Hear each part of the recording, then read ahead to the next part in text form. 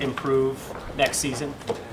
Just the details of I think catching the ball. I think some of the he has really good hands at times, but just finishing the plays and the route development, especially on plays when he has to break down and make cuts.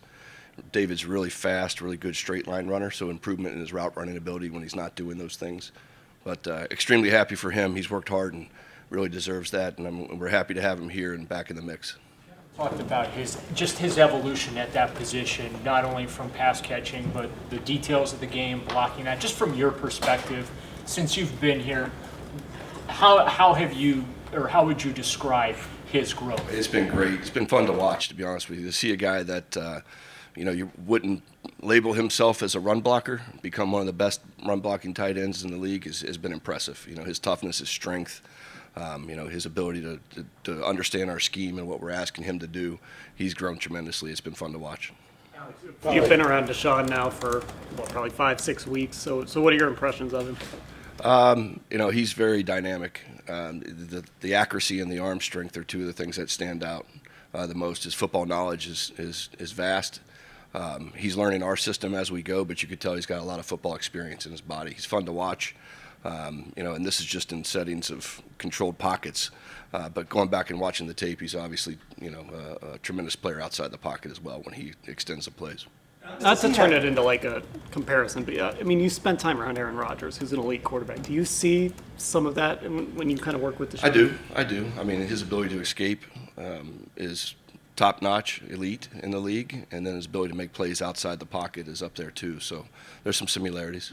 How do his skills open up the playbook for you? There's different things we'll be able to do, I think, moving forward with him. We'll take some of the things that he did well in Houston and implement them into our system. But at the same time, obviously we're a run-first offense, and we're never going to shy away from handing the ball off to Nick and Kareem. Does he have rust to shake still, Deshaun, or has he done that already?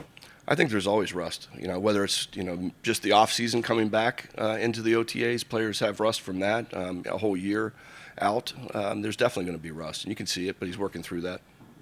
Is that the thinking behind him staying in there when you guys go to twos? I see him staying in there a lot. Last week and today. Yeah, we're just trying to bank reps right now. Our installs are pretty small, so he's getting the same play, maybe with a different personnel grouping or a different formation variation, but he's repping the same play 3 or 4 times in a day. So we're trying to build that muscle memory and bank up those reps. David Bell, where is he now, and where does he need to be to help you guys in some? David's a rookie, as all rookies when they get thrown into there, they're swimming a little bit, but he's come on, especially in the last few days. He's made some plays, with Deshaun out there. He's got a real knack of knowing how to get open. I think with David, the more confidence he has in what route he has, his ability shines. But it's a work in progress, and he's growing each day. Those young receivers, are you in the instructional phase? Like, when do you need to see them take a leap as far as competing for playing time? The guys that are going to be in the mix need to step up now. Now's the time. They're getting plenty of reps in there. And as we get into the mini camp at the end, we should have a good feel about who we have, at the receiver position. But those guys are working extremely hard. Last week, several of Deshaun's teammates were saying that he's really locked in when he gets in the building, despite what's going on outside. Has that been your impression as well? Absolutely. I came through 2 or 3 days ago to leave the office. I guess it was last week, about 5:30, and he was just wrapping up the day. So he spends the time in the building. He puts the work in. There's great study habits. You get text questions, in the evening where he's going through the script. So he's putting the work in. This last week about the young receivers. You brought in Amari to be your number one this offseason. Donovan Peoples-Jones, who's been here a couple years, and Anthony Schwartz going into year 2 from him. A lot of people wanted to speculate about bringing in a second veteran receiver to help that group. But you have a lot of strength in numbers with these young guys. Just how do you feel about DPJ and Schwartz and their ability to maybe grow into that role? Sure. Donovan's having an outstanding OTA sessions. He's really shined out there, done some really good things. So expect him to pick up where he left off last year. He's a guy that's productive for us. He's an intelligent guy who can play multiple spots. He can move him around the formation, and he does, a really nice job in his route running. So status quo for him. He's actually been better than he has. Schwartzy now is a guy that came in last year, kind of had some ups and downs, but is really focused in now. He's catching the ball extremely well. He's a guy that definitely can stretch the field for you. So we're getting to see some of those things now come to fruition. But I'm very happy with both those guys where they are right now. But they do need to, keep contributing for us. It seems like there's more focus on using 3 receivers, at least so far early in this season. Would that have happened if Baker was still the quarterback? Yeah, it's more based on how we structure practice this year. We put more of an emphasis on situational football. That means every day we're practicing third downs, red zone.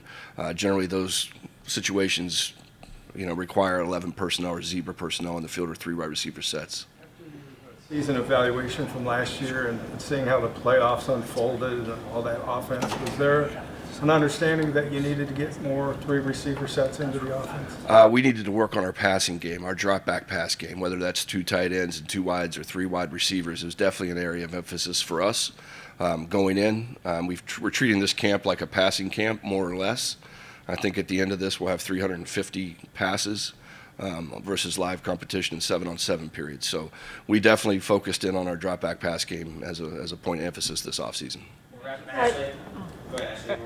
Alex, to go back to David for a second, just how have you seen him adjust to those reps in the slot and dealing with that extra traffic? That's something he was talking about. That's something I think is a strength of his. We've identified early on in the scouting process that he's a guy that can find the holes in the zones and really understands how to work to get open. So that's something that's natural for him. All right, thanks. We gotta get brief up. We'll take this last one real quick. You obviously were close to Baker and you thought highly of Baker. So what do you think the outlook is for Baker just in terms of his future career as he, wherever he lands? Yeah, that's a tough one. I keep personal relationships personal, but I think Baker's a very good quarterback and has a good future ahead of him.